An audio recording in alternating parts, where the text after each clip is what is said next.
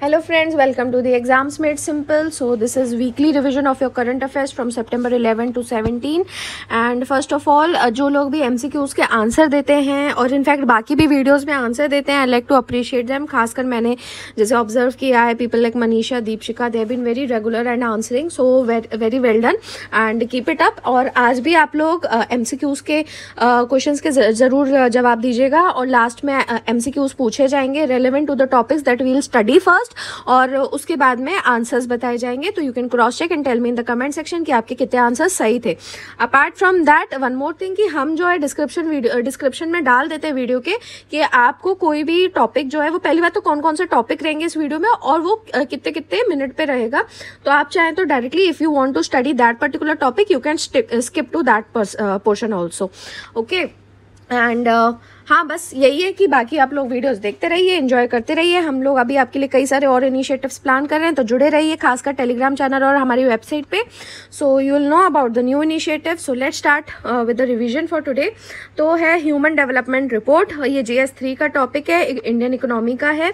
And अब ये news में क्यों था, क्योंकि UNDP यानी यूनाइटेड नेशंस डेवलपमेंट प्रोग्राम ने अपनी ह्यूमन डेवलपमेंट रिपोर्ट रिलीज की है, जो कि 3 ब्रॉड पैरामीटर्स पे बेस्ड रहता है. इसमें ह्यूमन डेवलपमेंट इंडेक्स का स्कोर रहता है इस रिपोर्ट में, हर कंट्री का आपस में कंपेयर करने के लिए. और ये 3 ब्रॉड पैरामीटर्स पे रहता है, which is longevity, education and income per capita. और अगर इसके विद इन देखें तो 4 टोटल इसके गोल्स रहते हैं. ठीक है, 4 मतलब चीज़ों पे इसको देखा जाता है.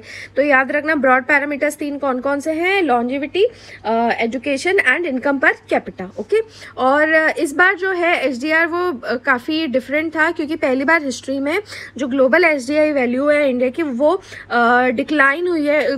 ग्लोबल SDI वैल्यू की बात कर रहे हैं. इट हैज़ डिक्लाइन 2 years इन अ रो. तो कंटिन्यूसली 2 साल तक ग्लोबल SDI वैल्यू डिक्लाइन हुई है, और जो पिछले 5 साल के गेन्स थे वो सब इरेज हो चुके हैं. ओके, और पहली बार ये कब कंपाइल किया गया था ह्यूमन डेवलपमेंट रिपोर्ट, तो याद रखना 1990 में इसको कंपाइल किया गया था. और इस बार मतलब ये इसलिए अलग है क्योंकि ह्यूमन डेवलपमेंट इंडेक्स कंटिन्यूसली 2 बार डिक्रीज हुआ है. ओके 2021 में अगर इंडिया की बात करें तो लाइफ एक्सपेक्टेंसी एट बर्थ, देखो 4 जो पैरामीटर्स है ना विद इन दो 3 ब्रॉड पैरामीटर्स, उसमें आता है लॉन्जिविटी देखने के लिए, लाइफ एक्सपेक्टेंसी एट बर्थ. फिर एजुकेशन के लिए आता है एक तो एक्सपेक्टेड ईयर्स ऑफ स्कूलिंग और दूसरा मीन ईयर्स ऑफ स्कूलिंग. और इसके अलावा इनकम पर कैपिटा में आता है gross national income per capita. Fine. अब इंडिया का केस हम बता रहे हैं 2021 में इंडिया की लाइफ एक्सपेक्टेंसी एट बर्थ जो थी वो 67.2 ईयर्स थी. एक्सपेक्टेड ईयर्स ऑफ स्कूलिंग जो थे वो थे 11.9 years and mean years of schooling थे 6.7 ईयर्स. ओके, एक्सपेक्टेड यानी एक एस्टिमेटेड हो गया कि कितने साल जो है बच्चा पढ़ेगा, और मीन ईयर्स यानी कितने एवरेज पढ़े हैं बच्चे. ठीक है ना, कितने साल तक स्कूलिंग रही है. और gross national income per capita जो थी 2017 की परचेजिंग पावर पैरिटी के अकॉर्डिंग तो वो थी $6,590. और चारों पैरामीटर्स में बहुत इंपॉर्टेंट पॉइंट है, इंडिया जो था वो वर्ल्ड एवरेज से पीछे था चारों पैरामीटर्स में. तो अगर वर्ल्ड एवरेज की बात करें तो life expectancy was at 71.4 years, expected years of schooling 12.8 years, mean years of schooling 8.6 years, and gross national income per capita was at $16,752. Okay, तो काफ़ी ज़्यादा डिफरेंस था. और इंडिया की जो ह्यूमन डेवलपमेंट इंडेक्स भी है उस पर रैंक जो है 2020 में 130 थी और वो स्लिप होके 2021 में 132 पे आ गई है. और इसका मेन रीज़न कहा जा रहा है कोविड-19 पेंडेमिक, जिससे कहाँ पे असर आएगा, किस चीज़ में, एजुकेशन, और उसमें इतना असर नहीं आएगा, आपकी लाइफ एक्सपेक्टेंसी पे, लॉन्जिविटी वाले फैक्टर पे असर आ जाएगा, है ना. तो ये जो रिपोर्ट रिलीज की गई है इसमें इंडिया का SDI स्कोर यदि देखें तो वो था 0.633 ड्यूरिंग 2021 और वर्ल्ड एवरेज था 0.732. 90% जो कंट्रीज हैं उनका ह्यूमन डेवलपमेंट इंडेक्स कम हुआ है इन 2 सालों में.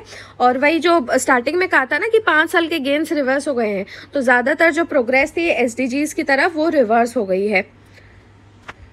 तो इसमें जो लार्ज कॉन्ट्रीब्यूटर रहा है इसमें रिसेंट डिक्लाइन में वो रहा है global drop in life expectancy, और ये 72.8 ऐसे ग्लोबल उसकी बात कर रहे हैं। 72.8 से कहाँ पे आ गया है, 71.4 ईयर्स पे आ गया है। और लास्ट 2 ईयर्स में बहुत डिवास्टेटिंग इम्पैक्ट रहा है because of the covid and the Ukraine war.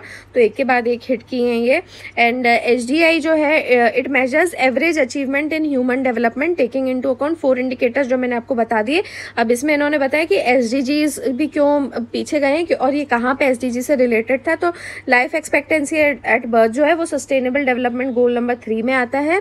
Expected years of schooling जो है वो SDG 4.3 में आता है, और यानी 4th गोल में 3rd number target. And mean years of schooling is in 4.4 and gross national income per capita is SDG 8.5। Okay, और ग्लोबल ट्रेंड की तरह इंडिया में भी HDI डिप ही हुआ है, 6.645 से 0.633 हुआ है। वही लाइफ एक्सपेक्टेंसी कम होने के चलते खासकर मेनली, है ना। बाकी चीज़ें भी कम तो हुई हैं, हमने देख ली है। और इंडिया का अगर जेंडर इनइक्वालिटी इंडेक्स में भी रैंक देखें तो वो 122 पे आई है।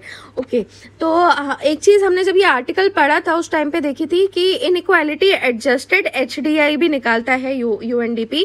तो can you people anybody among you जिसने सुना हो आर्टिकल या जिसने पढ़ा हो इसके बारे में बता सकता है कि इसमें इनइक्वालिटी एडजस्टेड HDI में इंडिया की रैंक क्या थी। ओके, आगे आते हैं अनएम्प्लॉयमेंट रेट पे। तो ये भी आपका इंडियन इकोनॉमी का GS3 का टॉपिक है। न्यूज़ में क्यों था, क्योंकि centre for Indian monitoring economy जो है उसने बताया कि इंडिया का अनएम्प्लॉयमेंट रेट इस मंथ में 8.3% आ गया था और पिछले एक साल का ये हाईएस्ट अनएम्प्लॉयमेंट रेट था। तो इसके बारे में कुछ चीज़ें देख लेते हैं। अनएम्प्लॉयमेंट रेट क्या होता है, ये होता है percentage of working age. Working age people मानी जाती है मोर देन 15 ईयर्स वाले, ठीक है, जो कि वर्क डिमांड कर रहे हैं but they are not able to get a job. They are demanding but उनको जॉब नहीं मिल रही है, तो वो होता है आपका अनएम्प्लॉयमेंट रेट। इसकी प्रॉपर अभी रेशो वगैरह भी मैं आपको बता देती हूँ। और इसके दोनों एस्पेक्ट्स जरूरी हैं कि अनएम्प्लॉयड काउंट होने के लिए आपको पहली बात तो वर्क को डिमांड करना जरूरी है, और यानी कि आप लेबर फोर्स के पार्ट हो, और दूसरा you fail to get a job. तो आप डिमांड कर रहे हो पर आपको जॉब नहीं मिल रही है, दैट इज अनएम्प्लॉयमेंट, मतलब तब आप अनएम्प्लॉयड काउंट हो गए हो। फाइन। एंड मतलब हाँ, जैसे एस्पिरेंट्स भी जो कायदे से कहे जाएंगे, जो जॉब एस्पिरेंट्स हैं who are giving competitive exams and all and not able to crack it, तो वही है कि आप डिमांड कर रहे हो, आप एग्जाम में बैठे हो, मतलब आप जॉब डिमांड कर रहे हो बट आपको वो आप नहीं क्रैक कर पा रहे हो, तो ultimately you are unemployed at the present time, at the current point of time, right. और इसलिए जो है अनएम्प्लॉयमेंट रेट को कैसे देखा जाता है, by looking at the labour force, यानी कि all the people of the working age who are demanding work and then finding out what percentage of them are unable to land a job. यानी कि पहले ये calculate करना कि कितने working as वाले हैं जो काम चाहते हैं, और फिर ये देखना कि उनमें से कितने परसेंटेज जो हैं उनको जॉब नहीं मिल रही है। तो ये परसेंटेज आपका जो निकलेगा वो है अनएम्प्लॉयमेंट रेट। तो underlying size of the labour force, यानी कि percentage of working age people demanding work, वो खुद वेरी करता है टाइम टू टाइम, और इसको मेजर किया जाता है लेबर फोर्स पार्टिसिपेशन रेट से, कि मतलब कितने लोग जॉब डिमांड कर रहे हैं, वो लेबर फोर्स पार्टिसिपेशन रेट से मिलता है। ओके, तो यहाँ पे अनएम्प्लॉयमेंट रेट का देखो रेशियो लिखा हुआ है, आप एज इट इज इसको नोट कर सकते हैं, total unemployed divided by total labour force. Okay, और अनएम्प्लॉयमेंट रेट्स जो हैं they are expressed as a percentage of the labour force, not the total population. Okay, total labour force कितना है उसके परसेंटेज से हमको टोटल अनएम्प्लॉयड का पता चलता है। तो एम्प्लॉयमेंट रेट अभी क्यों बढ़ गया था, इसका रीजन ये था unemployment rate, okay, not the employment. तो अनएम्प्लॉयमेंट रेट जो है वो रेशियो हमने बताया है टोटल अनएम्प्लॉयड और टोटल लेबर फोर्स का। तो अगर जब भी मतलब अनएम्प्लॉयड ज़्यादा बढ़ जाएंगे लोग और उसके कंपैरिजन में उतना लेबर फोर्स इंक्रीज नहीं होगा, तो उस केस में क्या होगा, आपका अनएम्प्लॉयमेंट रेट ज़्यादा शो होगा, है ना। तो वही है ना कि न्यूमरेटर अपन डिनोमिनेटर की हम बात करें तो ये रेट कब बढ़ेगा, जब न्यूमरेटर में जो इंक्रीज है वो बहुत ज़्यादा है एज कम्पेयर टू डिनोमिनेटर में इंक्रीज। ओके, तो इस केस में क्या होगा कि ये रेट जो है पूरा का पूरा बढ़ जाएगा, है ना। तो अगस्त में क्या हुआ है कि लेबर फोर्स जो है जो डिनोमिनेटर में था वो 4 मिलियन बढ़ा है, ठीक है। और इकोनॉमी में नई जॉब्स बनने की जगह एक्चुअली में 2.6 मिलियन एग्जिस्टिंग जॉब्स भी शेड हो गई हैं। तो कायदे से अब अनएम्प्लॉयड वाले कितने लोग हो गए होंगे जिनको जॉब नहीं मिली, एक तो ये 4 मिलियन ही होगा और 2.6, तो ऊपर जहां 6.6 मिलियन न्यूमरेटर में बढ़ गए जो कि अनएम्प्लॉयड है, उनकी जगह पे लेबर फोर्स 4 मिलियन ही बढ़ा है ना, तो इसलिए अनएम्प्लॉयमेंट रेट बढ़ गया। अब इन्होंने बोला कि स्टेट के अक्रॉस इसका काफी वेरिएंस था। हरियाणा, जम्मू कश्मीर और राजस्थान में सबसे ज्यादा अनएम्प्लॉयमेंट रेट था, वहां पे 30% से ज्यादा अनएम्प्लॉयमेंट था। और कई ऐसे स्टेट्स थे जहां बहुत कम अनएम्प्लॉयमेंट रेट भी था, जैसे छत्तीसगढ़ जहां पे केवल 0.4% था, या फिर महाराष्ट्र, एमपी, उड़ीसा और मेघालय, और इन सब जगहों पे अनएम्प्लॉयमेंट रेट जो था वो 3% से कम रहा। ओके, तो वही बात है, हर चीज का है ना, देखो दो पहलू होते, हो सकता है कि ये चीज करेक्ट है, और वही बात है कि अगर अंडर रिपोर्टिंग हुई है तो कई चीजें सामने नहीं भी आई हो, ये भी पॉसिबल है, राइट। तो अनएम्प्लॉयमेंट स्टेट्स में वेरी करने के अलावा रूरल और अर्बन एरिया में भी वेरी करता है। तो अब ये इन्होंने यही एस्टिमेट बताया कि अर्बन अनएम्प्लॉयमेंट जो था वो 9.6% था और रूरल में 7.7% था। फाइन, तो अर्बन में ज़्यादा अनएम्प्लॉयमेंट रहा था।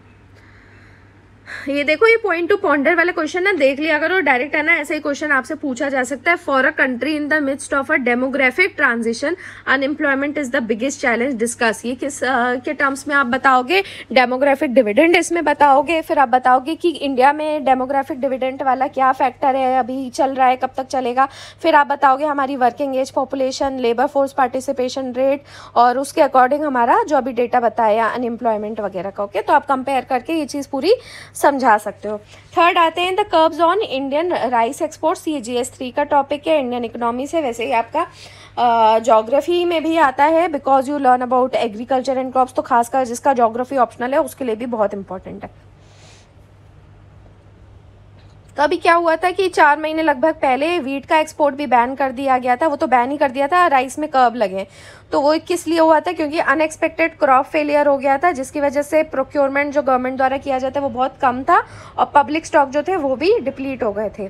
तो अब इससे कुछ मेजर पॉइंट्स हम लोग देख लेते हैं। एक्चुअली में जो राइस एक्सपोर्ट हमारे यहाँ से होते हैं उसकी 4 कैटेगरीज होती हैं। तो 2 कैटेगरी में अभी भी एक्सपोर्ट अलाउड है, यानी कि बासमती राइस और पारबॉइल्ड नॉन बासमती राइस। और कर्व्स जो है वो 2 कैटेगरी में है, raw white rice and the broken non basmati rice. तो क्या हुआ था कि डिपार्टमेंट ऑफ रेवेन्यू ने 20% ड्यूटी लगा दी थी on exports of rice other than parboiled and basmati rice. और उसके बाद में फिर इन्होंने पूरा ब्लैंकेट बैन लगा दिया था on the broken rice exports. तो यानी जो रॉ नॉन बासमती है उसमें भी मतलब केवल जो फुल ग्रेन्स हैं उनके ऊपर आपको एक्सपोर्ट अलाउड है, और 20% आपको उसमें ड्यूटी लगेगी, एक्साइज ड्यूटी लगेगी।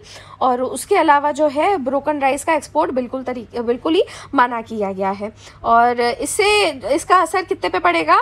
तो राइस के जितने एक्सपोर्ट्स होते हैं उसमें आधे से भी कम पे इसका असर पड़ेगा इन टर्म्स ऑफ क्वांटिटी, और अगर वैल्यू वाइज देखा जाए तो केवल 1/3 यानी 1/3 एक्सपोर्ट्स पे ही इसका असर पड़ेगा। अब ये रिस्ट्रिक्शन लगाने के रीजंस क्या हैं? तो इसके 2 बेसिक रीजन है। पहली बात तो ये पॉसिबिलिटी, देखो ये बोला है कि हो सकता है, उस टाइम पे तो क्या था कि अचानक से झटका लगा था कि मतलब हुआ नहीं है इतना हार्वेस्ट वीट के टर्म्स में, तो फिर एकदम बैन लगा दिया था। अब ये पॉसिबिलिटी है यहाँ पे कि इंडिया में जो राइस का प्रोडक्शन है वो काफ़ी डिक्लाइन हो रहा था डेफिशिएंट मानसून रेनफॉल के चलते, और खासकर कहाँ पे कम रही थी? यूपी, बिहार, झारखंड और गैंजेटिक वेस्ट बंगाल में, जहाँ पे मतलब राइस बहुत ज़्यादा इन सब एरियाज में ग्रो किया जाता है।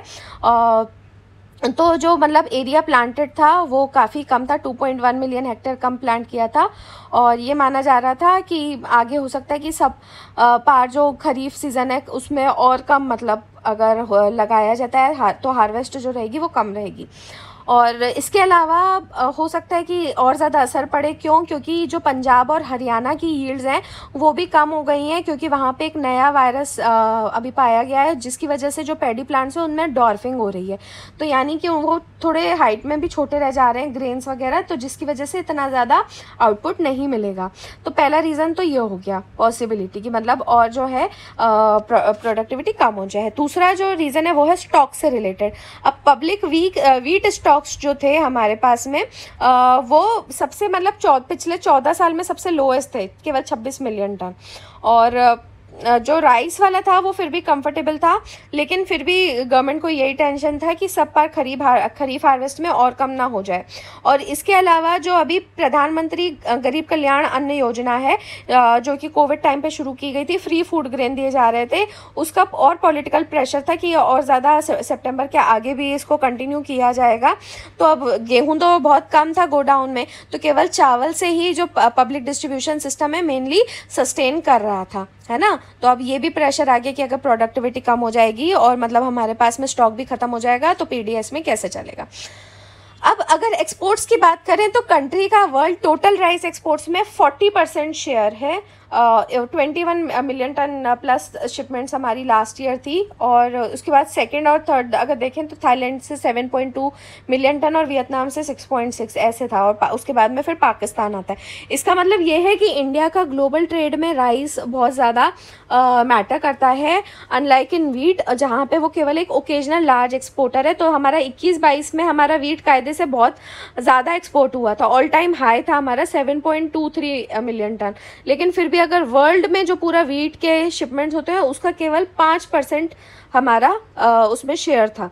और जबकि मैंने आपको बताया है कि राइस में कितना 40% शेयर था। तो इसलिए वर्ल्ड ट्रेड में ज़्यादा मैटर करता है। ओके, और जो हमारे अगर एक्सपोर्ट्स देखें इंडिया के राइस एक्सपोर्ट्स, तो 75% जो बासमती है वो हमारा ईरान और अरेबियन पेनिनसुला कंट्रीज़ में गया।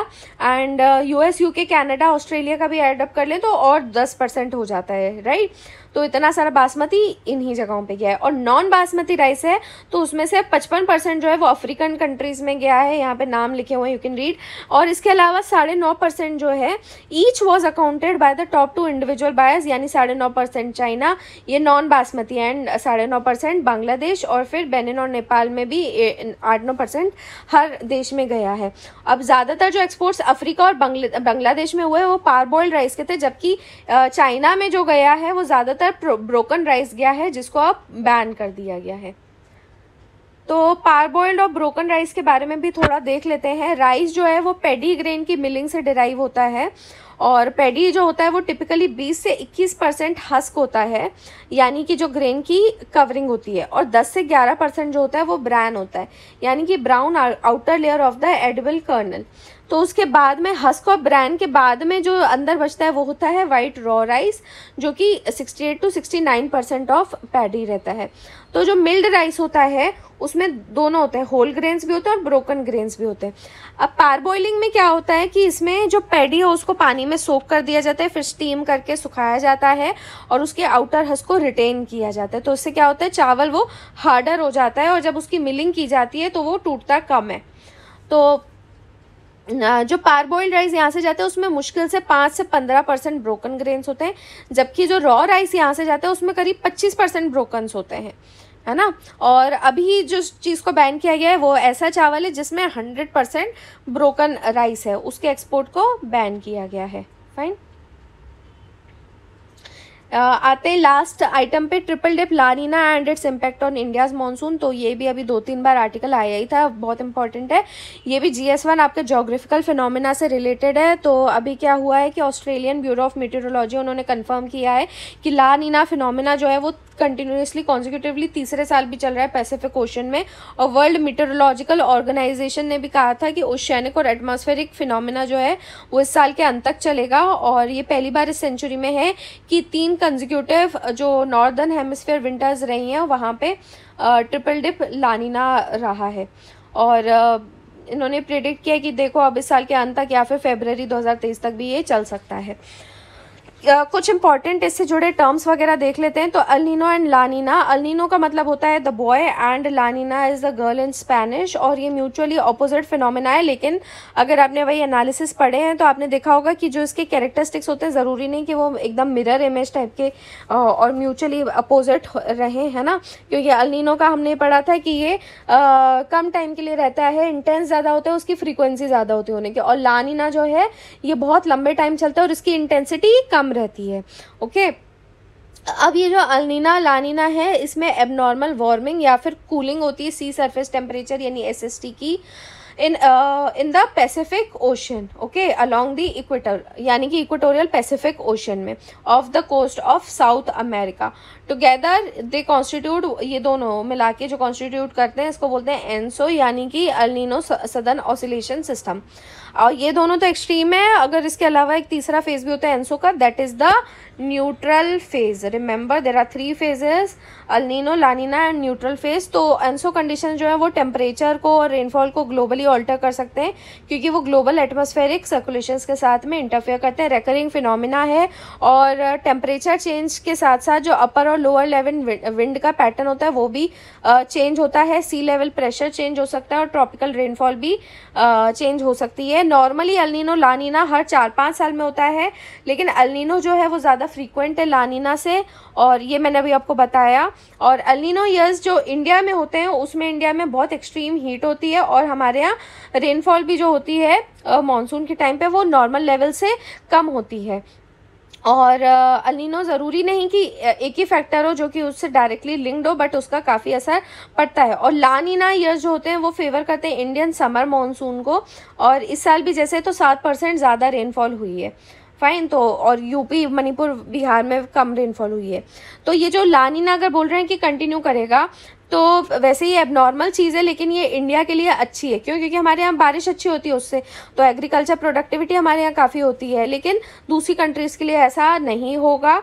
और ये माना जा रहा है कि क्लाइमेट चेंज भी जो है ना वो ऐसे अनकॉमन कंडीशंस के पीछे ड्राइविंग फैक्टर हो। और एल नीनो वैसे अभी जो रिसेंटली राइजिंग हीट वेव्स थी और बहुत एक्सट्रीम टेम्परेचर देखा गया था इन पार्ट्स ऑफ यूएस, काफ़ी मतलब ड्राउट सिचुएशन थी वहाँ पे यूएस में, और यूरोप और चाइना में भी बहुत एक्सट्रीम टेम्परेचर था। तो ये जो था ये एल नीनो से ही इसको एसोसिएट किया जा रहा था। एंड वैसे अभी तो ला नीना का चल रहा है, तो एक्चुअली यहाँ पे ला नीना का असर, it shouldn't be El Nino, right? क्योंकि हमारे यहाँ ज़्यादा रेनफॉल होना और यूएस वगैरह में कम रेनफॉल और ड्राउट होना, that is currently related to La Nina, fine.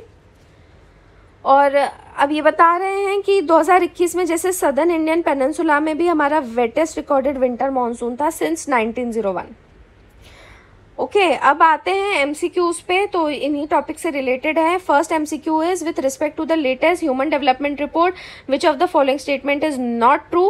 पहला है कि एचडीआई में इंडिया की रैंक 130 से 132 आ गई 2021 में।